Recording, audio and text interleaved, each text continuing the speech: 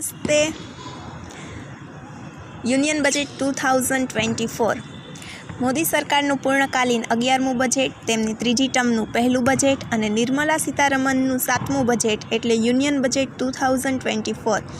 સામાન્ય રીતે બજેટ એટલે આપણી સરકાર આપણી પાસેથી કેટલા લોકો પાસેથી ડાયરેક્ટ યા ઇનડાયરેક્ટ રીતે જે કંઈ ટેક્સ લે છે અથવા કોઈપણ રૂપે આવક મેળવે છે તેને ભવિષ્યમાં આપવાની થતી સુવિધાઓ પાછળ કેવો અને કેટલા પ્રમાણમાં ખર્ચ કરશે તેનું અગાઉથી અંદાજ લગાવતું પત્રક એટલે બજેટ. ફાઇનાન્સ મિનિસ્ટ્રીની અંદર ડિપાર્ટમેન્ટ ઓફ ઇકોનોમિક્સ અફેર્સની અંદર બજેટ ડિવિઝનમાં બજેટ તૈયાર થાય છે અને તેને રજૂ કરવાનું કામ જે તે સમયના ફાઇનાન્સ મિનિસ્ટર એટલે કે અત્યારના હાલના જે નિર્મલા સીતારમણજી છે તેના દ્વારા પાર્લામેન્ટમાં રજૂ કરવામાં આવે છે. આ વખતે જ્યારે 11 વાગ્યે બજેટ બહાર પાડવાનું હતું તો ત્યારે 10 વાગ્યાની આજુબાજુમાં તે હાર્ડ કોપીમાં સંસદમાં રજૂ થાય છે. ત્યાં ફાઇનાન્સ મિનિસ્ટર તે પ્રેસિડેન્ટને મળવા જાય છે, એટલે કે નિર્મલા સીતારમણજી દ્રૌપદી મુર્મુજીને મળવા જાય છે અને ત્યાં બજેટનું બ્રીફ સમજાવે છે. ત્યાં દ્રૌપદી મુર્મુજી છે એ નિર્મલા સીતારમણજીને દહીં સાકર ખવડાવે છે અને આ બજેટ બહાર પાડે છે. ત્યારે મિનિસ્ટરની સાથે સાથે યુનિયન કેબિનેટ પણ તેમની સાથે જોડાય છે. પહેલાં તો બજેટ લેખિત સ્વરૂપમાં હાર્ડ કોપીમાં હતું માટે તેને સાચવવા સુટકેસનો ઉપયોગ થતો હતો, પરંતુ હવેથી આ બજેટ ડિજિટલ ફોર્મેટમાં પીપીટી સ્વરૂપે હોય છે, એટલે કે હવે તેને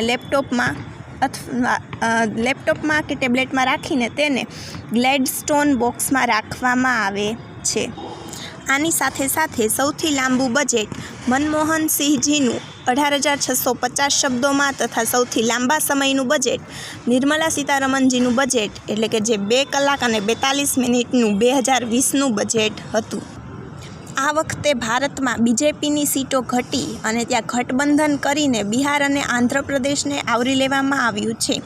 આ વર્ષનું ટોટલ બજેટ 48.21 લાખ કરોડનું છે. ત્યારબાદ બજેટની અમુક ટૂંકી યાદીઓ આપેલી છે અને નીચે સરકારની આવક છે કે ડાયરેક્ટ ટેક્સમાં કોનો સમાવેશ થાય અને ઇનડાયરેક્ટ ટેક્સમાં કોનો સમાવેશ થાય છે તે.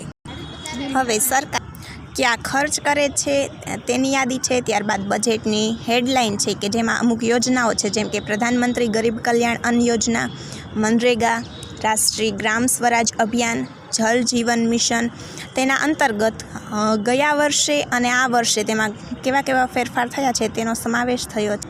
આ ઉપરાંત પીએમ કિસાન સન્માન નિધિ યોજના, સક્ષમ આંગણવાડી અને પોષણ કે જેમાં આંગણવાડી અને મહિલાઓના બાળ વિકાસનો સમાવેશ થાય છે.